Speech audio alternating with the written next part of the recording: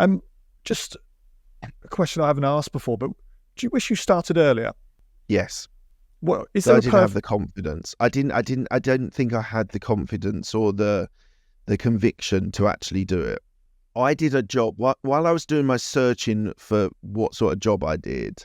I did a job for a few months, and it was selling. Now I really enjoyed like talking to people, building relationships, and in my corporate career, it was all about relationship building. But I did a sales job for a couple of months, and I was standing outside in shopping centres and outside supermarkets selling junk, like we What? like it, just like thing like hair dryers and sort of like toys and things like that, and it was a great experience in the sense of I understood a little bit more about selling and how to build playing on people's emotions to try and get them to buy.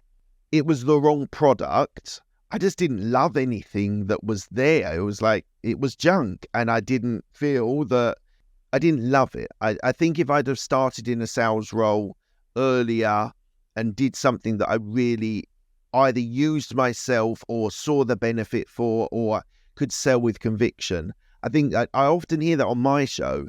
A lot of people, especially guys in the US, they start in sales and they make a really good return, and then start their businesses. I wish I'd kind of found sort of sales roles. They weren't there, obviously. I just wasn't really looking at the time. So um, I wish I'd started earlier. I wish I'd started my endeavors earlier. But saying that, starting a business in your 40s, you have a great deal more wealth of experience that you can tap into and rely on that you don't have in your early 20s. Yeah, definitely. And when I started, I was 27, and I look back and I genuinely didn't know anything, like compared to what I know now. Like, Yeah. just everything from sales to finance to marketing. I was so naive. And it was sometimes I think it's the naivety of youth is you're better off starting before you know everything, but also you're better off starting when you know everything. There's no perfect way to succeed, but both But ways work. I think there's got to be someone in your life that is entrepreneurial if you're going to be entrepreneurial. So all the people in my sort of family side, they had jobs, they they did well, but then none of them started their own businesses.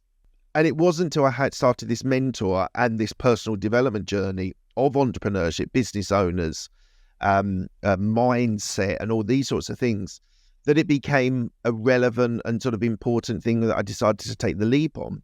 So I kind of think that you need a North Star. You need a shining light that you look up to and you go, actually, what they've done is amazing. I'd like to do it my way, but what they've done is amazing. And I think that that's something that I want to achieve. I want to do.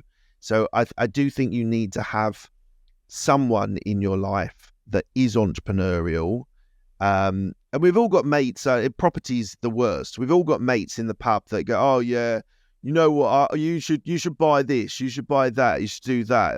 And the question I learned very quickly is, so which one do you do? Oh no, I don't do any of them. I've got my house and I've got a really good job. And you're like, well, how do you know what property strategy I should be doing if you've only ever bought one house in your life and you live in it? So I think you do have to be careful with the sort of people's advice when they've got no grounding, no foundations on those areas. Because we've all got people like that spout off and tell you that you should be doing this and you should be doing that when they've got no experience in doing that. So, but back to the point, I do think you need a North Star to shine that light on entrepreneurship.